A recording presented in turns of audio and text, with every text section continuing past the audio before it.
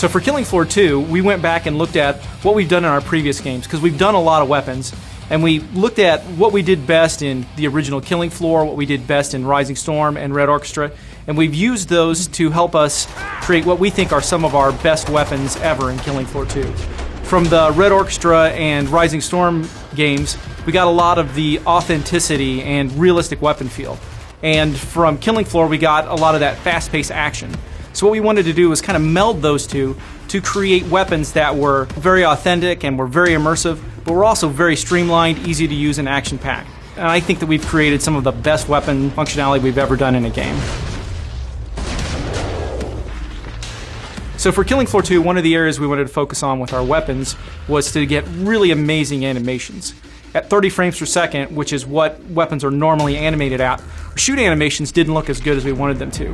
And since we have Z time, we started experimenting with animating weapons at extreme high frame rate. So we developed the system we call high frame rate animations. What that means is, typically at 30 frames per second, when you're shooting a really fast-firing weapon, you might only get a couple of frames of animation. You really can't represent nuance or smoothness with that. So with the high frame rate animations, we're animating them at over 200 frames per second. What this means is at normal speed, the weapons look really smooth and nuanced. But in Z time, in slow motion, the weapons look amazing. You can see the barrels flexing, you can see parts of the weapon wiggling. The clip, jiggling and vibrating it very, very subtly. It's a very cool element of the weapons in the new game.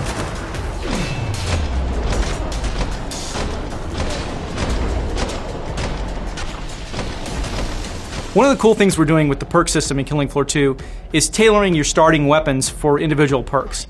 In the first game, you started out with a knife, a pistol, and some grenades. And that was it. In the new game, each perk starts with their own starting primary weapon and their own specialized grenade. Things like a frag grenade, or a concussion grenade, or a flame grenade, or some special grenade that suits each perk. The commando will spawn with an AR-15 assault rifle. The support class will start with a pump-action shotgun. And that way we can also start off the waves a lot more intense. The first wave on Killing Floor 1 is really kind of a warm-up. So this time around what we're going to do is, when you spawn in whatever level, you're going to get the basic perk weapon for your perk. Just so that, the first wave, it's going to come full on at you. It's not, a nice gentle warm-up. Get the action going right from the very beginning. One of the issues that people had in the first game was the grind between leveling up perks. There was 6 perk levels. It might take you a month to level up a perk. Now we've divided that up into 25 perk levels. So you'll be able to level up your character a lot more regularly, a lot more often. Aside from addressing the issues with the perks from the first game, we're also adding some really cool new features. One of those that we're really happy about is Perk Skills.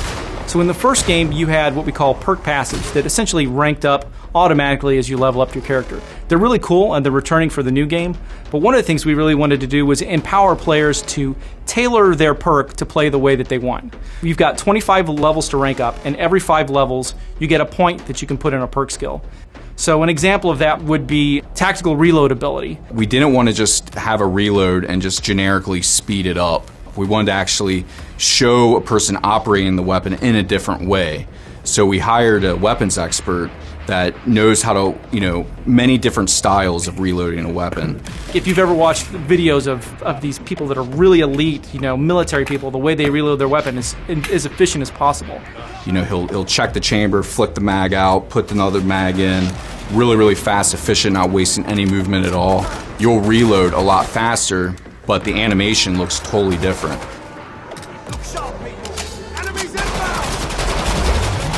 You might get a perk skill that is really tailored to team play, such as the ability to carry an ammo pack that your teammates can resupply from. Or you can get the ability to share your ability to see cloaked units with your teammates. Do more damage in fully automatic mode. You might be able to reload faster. You might get night vision. You might get larger magazines.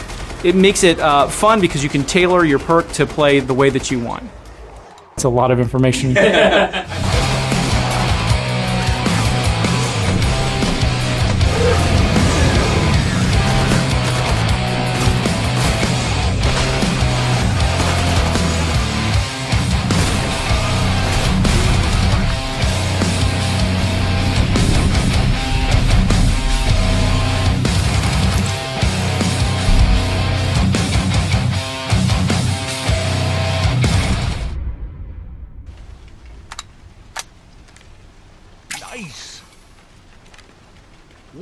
killed underground. It's unnatural.